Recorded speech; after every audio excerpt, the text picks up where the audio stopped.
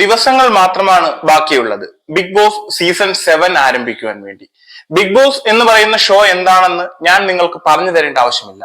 കഴിഞ്ഞ 6 കൊല്ലങ്ങളായിട്ട് നമ്മുടെ മലയാളികളുടെ TV റൂമുകളിൽ അല്ലെങ്കിൽ നമ്മുടെ എല്ലാം സ്വീകരണ മുറികളിലേക്ക് കടന്നു വരുന്ന ഒരു അതിഥിയാണ് ഈ പറയുന്ന ബിഗ് ബോസ്.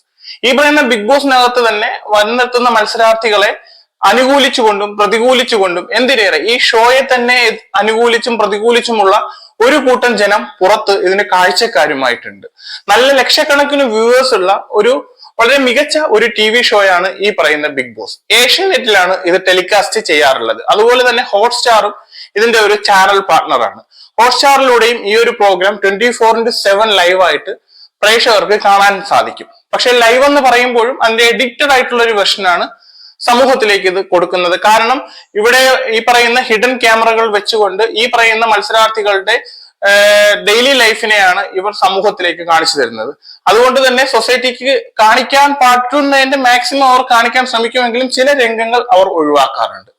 ആ ഒരിടത്തേക്കാണ് ഇവിടെ നമ്മുടെ ഇടങ്ങളിൽ വളരെയേറെ കോൺട്രവേഴ്സി നിറഞ്ഞുകൊണ്ടിരിക്കുന്ന, കോൺട്രവേഴ്സികൾ കൊണ്ട് നിറയ്ക്കുന്ന, തന്റെ ജീവിതത്തെ ഒരു വിവാദമാക്കിക്കൊണ്ടിരിക്കുന്ന രേണു സുധി എന്ന് പറയുന്ന ഒരു കണ്ടസ്റ്റന്റ് ആ മത്സരത്തിലേക്ക് പോകുമെന്നും പോകുന്നില്ല എന്നുമുള്ള ചർച്ച കൊടുമ്പിരി കൊണ്ട് നിൽക്കുന്നത്.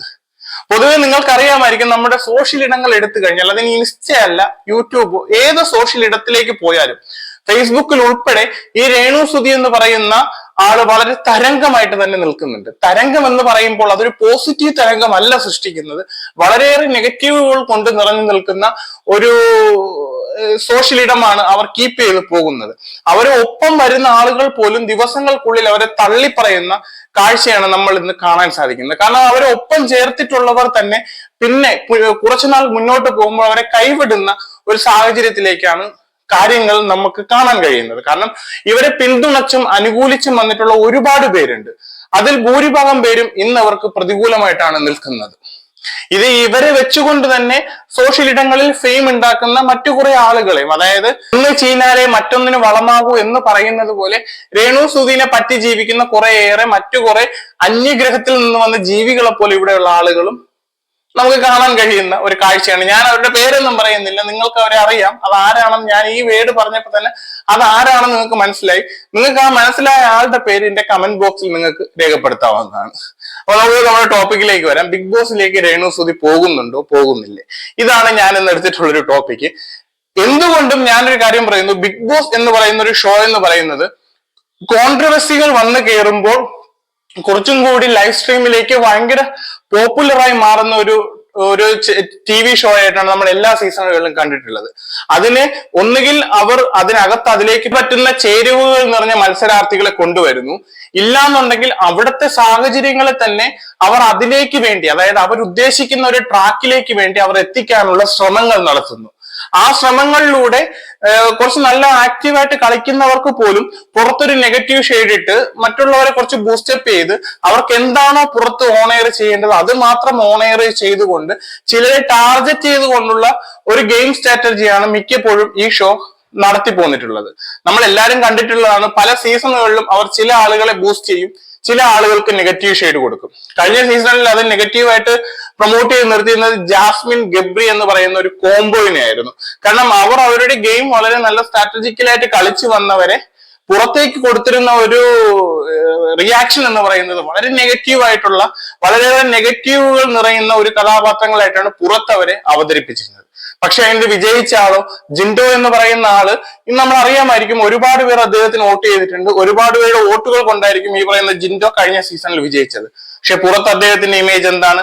വളരെയേറെ കോൺട്രവേഴ്സികളും വളരെയേറെ വിവാദമാകുന്ന, എന്തിനേറെ ഒരുപാട് സ്വഭാവ വൈകല്യങ്ങളുമുള്ള ഒരാളാണെന്ന് പലരുടെയും വെളിപ്പെടുത്തലുകളിലൂടെ നമ്മൾ ഇപ്പോൾ കണ്ടുകൊണ്ടിരിക്കുന്ന ഒരു കാര്യവുമാണ്. അവരകത്ത് ആർക്കാണോ പോസിറ്റീവ് കൊടുത്തത് അവർ വ്യക്തി ജീവിതത്തിൽ നെഗറ്റീവും, അവരകത്ത് ആർക്കാണോ നെഗറ്റീവ് കൊടുത്തത് അവർ പക്ഷെ അവരുടെ പേഴ്സണൽ ലൈഫിൽ വളരെ കുഴപ്പമില്ലാത്ത ഒരു ഇമേജ് കീപ്പ് ചെയ്ത് പോകുന്ന ആളുകളുമായിട്ടാണ് നമുക്ക് കാണാൻ സാധിക്കുന്നത്. അവിടേക്കാണ്, ആ ഒരു ഇടത്തേക്കാണ് ഈ പറയുന്ന രേണു സുധി എത്തുന്നുണ്ടോ എത്തുന്നില്ലേ എന്നുള്ള ചർച്ച വളരെയേറെ പ്രശംസനീയമായി നിൽക്കുന്നത്. കാരണം രേണു സുധീനെ നമുക്കറിയാം, ഒരു നല്ലൊരു കലാകാരനായിരുന്നു കൊല്ലം സുധി. അദ്ദേഹത്തിന്റെ പേഴ്സണൽ ലൈഫിൽ അയാൾ ചെയ്തു വെച്ചിട്ടുള്ള തെറ്റുകളും അയാളുടെ സ്വഭാവ ദൂഷ്യത്തെക്കുറിച്ചും ഈ രേണു സുധി നടത്തിയിട്ടുള്ള പല പ്രസ്താവനകളുടെയും വെളിപ്പെടുത്തലുകളായി മറ്റു പലർ വന്ന് പറയുന്നതിൽ നിന്നും ഇപ്പോൾ കൊല്ലം സുധിക്ക് കിട്ടുന്ന ഇമേജ് വളരെ മോശമായിട്ടുള്ള ഒരു ഇമേജ് ആണ് സൊസൈറ്റിയിൽ കിട്ടിക്കൊണ്ടിരിക്കുന്നത്. കള്ളുകുടിയനെന്നും സ്ത്രീ ലംബടനെന്നും പൈസ കടം വാങ്ങിയിട്ട് തിരിച്ചു കൊടുക്കാത്താണെന്നും അങ്ങനെ ഒരുപാട് പട്ടങ്ങൾ ഇന്ന് ഈ പറയുന്ന മരണപ്പെട്ടതിന് ശേഷം കൊല്ലം സുധിക്ക് കിട്ടുന്നുണ്ട്. അതുകൊണ്ട് തന്നെ തനിക്ക് എങ്ങനെയും ഫെയിം ആവണം, അതിന് തന്റെ കൂടെ നിന്ന ആളുകൾ ഏത് തരത്തിൽ മോശപ്പെട്ടു പോയാലും അല്ലെങ്കിൽ ഏതൊരു സാഹചര്യത്തിൽ അവരെ തള്ളിവിട്ടാലും തനിക്ക് പ്രശസ്തി കിട്ടണം, തന്റെ കാര്യങ്ങൾ നെഗറ്റീവ് ഷെയ്ഡിലൂടെ ആയാലും ആളുകൾ ചർച്ചയിൽ വെക്കണം എന്ന് പറയുന്ന ഒരു ഫോക്കസിലൂടെ സഞ്ചരിച്ചു പോകുന്ന ഒരാൾ എന്തുകൊണ്ടും ബിഗ് ബോസ് എന്ന് പറയുന്ന ഒരു റിയാലിറ്റി ഷോയ്ക്ക് വളരെയേറെ ആപ്റ്റ് ആയിട്ടുള്ള ഒരാളാണ്. കാരണം ഈ പറയുന്ന രേണു സുധി ബിഗ് ബോസിൽ എത്തിക്കഴിഞ്ഞാൽ ബിഗ് ബോസ് പ്രതീക്ഷിക്കുന്നതിൽ കുറച്ചും കൂടി മൈലേജ് മുകളിലേക്ക് അവരുടെ ഒരു വ്യൂവർഷിപ്പ് ഗ്രാഫ് എന്തായാലും വർദ്ധിപ്പിക്കാൻ അവർക്ക് സാധിക്കും. അതുകൊണ്ട് തന്നെ ബിഗ് ബോസ് എന്ന് പറയുന്ന ഒരു ഷോ ഉദ്ദേശിക്കുന്നതും അത് തന്നെയാണ്, ജനങ്ങളുടെ ഇടയിലേക്ക്. കാരണം ഇതിന് ഒരുപാട് അഡ്വർടൈസ്മെന്റ്സ് ഉണ്ട്, ഒരുപാട് സ്പോൺസേഴ്സ് ഉണ്ട്, അങ്ങനെ ഒരുപാട് പൈസകൾ വന്നു കയറുന്ന ഒരു പ്രോഗ്രാമാണ് ഈ പറയുന്ന ബിഗ് ബോസ്. ബിഗ് ബോസിന്റെ അവതാരകൻ മോഹൻലാലാണ്. അദ്ദേഹത്തിനും ഈ പ്രോഗ്രാമിൽ ഈ പറയുന്ന പ്രോഗ്രാം ആങ്കർ ചെയ്യുന്നതുകൊണ്ട് വളരെയേറെ ഭീമമായ ഒരു തുക കൊടുത്തിട്ടായിരിക്കണമല്ലോ ഈ പറയുന്ന മികച്ചൊരു കലാകാരനെ അതിലൊരു ആങ്കർ ആയിട്ട് വെച്ചിട്ടുള്ളത്. അതുകൊണ്ട് തന്നെ ഒരുപാട് ഫിനാൻസ് ഇതിനകത്ത് ഇൻവെസ്റ്റ് ചെയ്തിട്ടുണ്ട്. അത് തിരിച്ചു പിടിക്കണമെങ്കിൽ ഇതിന് വേണ്ടത് ജനപങ്കാളിത്തത്തിന്റെ വളർച്ചയാണ്. എന്തുകൊണ്ടും വളരെയേറെ യൂട്യൂബിലായാലും എവിടെ ആയാലും ഈ പറയുന്ന രേണു സുധിയുടെ ടോപ്പിക് ഇടുന്ന ആളുകളുടെ വീഡിയോയ്ക്ക് കിട്ടുന്ന റീച്ച് നിങ്ങൾ കാണുന്നതാണ്. നല്ല രീതിയിൽ സബ്സ്ക്രൈബേഴ്സ് ഒക്കെ ഉള്ള ഒരു ചാനലിലാണ് ഈ പറയുന്ന രേണു സുധിയുടെ ഒരു കണ്ടന്റ് പോസ്റ്റ് ചെയ്യുന്നതെങ്കിൽ വിത്തിൻ മണിക്കൂറുകൾക്കുള്ളിൽ തന്നെ അത് ലക്ഷം വ്യൂകളിൽ എത്തുന്നുണ്ട്. അതുകൊണ്ട് തന്നെ ഏഷ്യനെറ്റ് പോലൊരു പ്ലാറ്റ്ഫോമിൽ ബിഗ് ബോസ് എന്ന് പറയുന്ന വളരെ ജനപ്രീതി നേടി നിൽക്കുന്ന ഒരു പ്രോഗ്രാമിലേക്ക് രേണു സുധി എത്തിക്കഴിഞ്ഞാൽ ചാനലിനും ഈ പ്രോഗ്രാമിനും നല്ലൊരു മൈലേജ് തന്നെയായിരിക്കും കിട്ടുന്നത്. അത് പക്ഷെ പോസിറ്റീവ് മൈലേജ് ആയിരിക്കില്ല, നെഗറ്റീവ് മൈലേജ് തന്നെയായിരിക്കും. പക്ഷെ ബിഗ് ബോസ് എന്ന പ്രോഗ്രാം കഴിഞ്ഞ എല്ലാ സീസണിലും നടത്തിയിട്ടുള്ള അവരുടെ ഒരു പ്രൊമോഷൻ സ്ട്രാറ്റജിയും ഈ പറയുന്ന നെഗറ്റീവ് ഷെയ്ഡ് തന്നെയാണ്. അതുകൊണ്ട് ഒരു തരത്തിലും നമുക്ക് രേണു സുധി ബിഗ് ബോസ് ഇല്ല എന്ന് പറയുന്ന രീതിയിൽ തള്ളിക്കളയാൻ സാധിക്കത്തില്ല. ആദ്യത്തെ ഷെഡ്യൂളുകളിൽ നമുക്ക് രേണു സുധിനെ കണ്ടില്ലെങ്കിൽ പോലും ഒരുപക്ഷെ അവരുടെ ഗ്യാപ്പുകളിൽ കയറ്റുന്ന ഇത് പറയുന്ന പ്രോഗ്രാമിന്റെ ഒരു പകുതി എൻഡിലേക്ക് ആവുമ്പോൾ പിന്നെയും ആളുകൾ ഇതിലേക്ക് ആഡ് ഓൺ ചെയ്യുന്ന ഒരു പ്രക്രിയയുണ്ട്. ആ ഒരു ടൈമിലെങ്കിലും ഒരു പക്ഷേ രേണു സുധി ബിഗ് ബോസ് എന്ന് പറയുന്ന പ്രോഗ്രാമിലേക്ക് വരാൻ സാധ്യത വളരെ വലുതാണ്. അതുപോലെ തന്നെ രേണു സുധിയുമായി കണക്ട് ചെയ്യുന്ന ആരെങ്കിലും ഒരാളെയും കൂടി ഈ പ്രോഗ്രാമിലേക്ക് ഇട്ട് ഹോട്ടായിട്ട് നിൽക്കുന്ന ഈ പറയുന്ന ഒരു വിഷയത്തെ കുറച്ചും കൂടി ഊതിപ്പെരിപ്പിക്കുവാൻ ഈ ഒരു പ്രോഗ്രാമിനെ കൊണ്ട് സാധിക്കും. ഈ പ്രോഗ്രാമിലേക്ക് ഇനി രേണു എത്തിക്കഴിഞ്ഞാൽ ഇപ്പോൾ വെളിപ്പെട്ട് നിൽക്കുന്ന വിവരങ്ങൾക്ക് മേലെ എന്തെങ്കിലും കുറെ കാര്യങ്ങളും കൂടി ആരുടെയെങ്കിലും ഒക്കെ വായിൽ നിന്നും വരാനുള്ള സാധ്യതയും വളരെ വലുതാണ്. കാരണം മാങ്ങയുള്ള മാവിലെ കല്ലെറിയൂ എന്ന് പറയുന്നത് പോലെ കുറച്ചും കൂടിയൊക്കെ ഫെയിമായി കഴിയുമ്പോൾ മറച്ച് കുഴിച്ചു മൂടിയിട്ടുള്ള മറ്റെന്തെങ്കിലും കാര്യങ്ങൾ ഉണ്ടെങ്കിൽ തീർച്ചയായിട്ടും അത് എവിടെ നിന്നെങ്കിലും പൊങ്ങി വരും. ആ പൊങ്ങി വരുന്ന കാര്യങ്ങൾ ആ പറഞ്ഞ പ്രോഗ്രാമിൽ നിന്നും ബിഗ് ബോസ് എന്ന് പറയുന്ന പ്രോഗ്രാമിൽ നിന്നും രേണു സുധി പുറത്തേക്ക് വരുമ്പോൾ പിന്നുള്ള ജീവിതം എങ്ങനെയാകും എന്നുള്ളത് വളരെയേറെ ചിന്തിക്കേണ്ടതും കാത്തിരുന്ന് കാണേണ്ടതുമായിട്ടുള്ള ഒരു വിഷയം തന്നെയാണ്. അപ്പൊ രേണു സുധി അതിലേക്ക് പോയാലും പോയില്ലെങ്കിലും ഞാൻ വളരെ വ്യക്തമായിട്ട് പറയുന്നുണ്ട്, എന്റെ പിന്തുണ രേണു സുധിക്ക് ഉണ്ടാവത്തില്ല. കാരണം രേണു സുധിയെ പിന്തുണയ്ക്കാൻ മാത്രം അധപ്പതിച്ച ഒരാളല്ല ഞാൻ. കാരണം രേണു സുധിയെ സപ്പോർട്ട് ചെയ്തുകൊണ്ട് തുടക്കത്തിൽ ഒരു ഒറ്റ വീഡിയോ ഞാൻ ചെയ്തിട്ടുണ്ട്.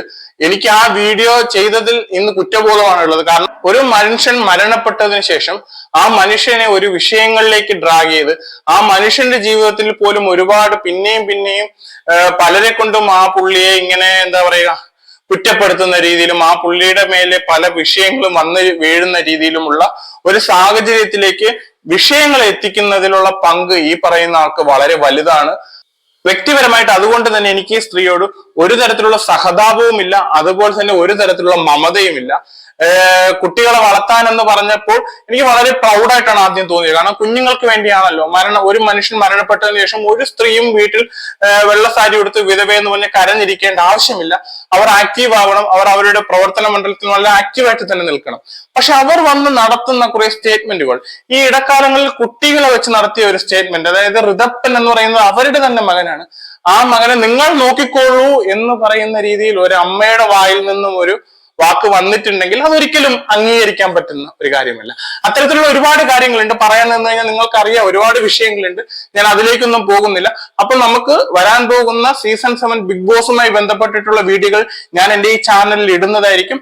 അതുപോലെ തന്നെ രേണുസുതി ഈ പറയുന്ന ബിഗ് ബോസിൽ ഉണ്ടെങ്കിൽ നമ്മളെ പോലെ കുറെ യൂട്യൂബേഴ്സ് നല്ല രീതിക്ക് അരി വാങ്ങാനുള്ള ഒരു വകുപ്പ് ഈ പറഞ്ഞ സീസൺ 7 വഴി നമുക്ക് കിട്ടുകയും ചെയ്യും. ഇന്നിപ്പോ രേണുസുതി ഇല്ല എന്നുണ്ടെങ്കിലും ബിഗ് ബോസ് എന്ന് പറയുന്നത് റിയാക്ഷൻ ചെയ്യുന്ന ആളുകൾക്ക് ഒരു ചാകര തന്നെയാണ്. വരാൻ പോകുന്ന സീസൺ 7 വളരെ മികച്ചതായി മാറട്ടെ, നല്ല മികച്ച മത്സരാർത്ഥികൾ വരട്ടെ. ബിഗ് ബോസ് എന്താണോ ലക്ഷ്യം വെക്കുന്നത് ആ രീതിയിൽ മത്സരാർത്ഥികൾക്ക് മത്സരിക്കാൻ കഴിയട്ടെ. വളരെ നല്ല മികച്ചൊരു സീസണായി മാറട്ടെ. എന്തായാലും മറ്റൊരു വിഷയവുമായി വരുന്നത് വരെ നിങ്ങൾക്ക് എല്ലാവർക്കും നല്ലൊരു ദിവസം ഞാൻ ആശംസിക്കുന്നു.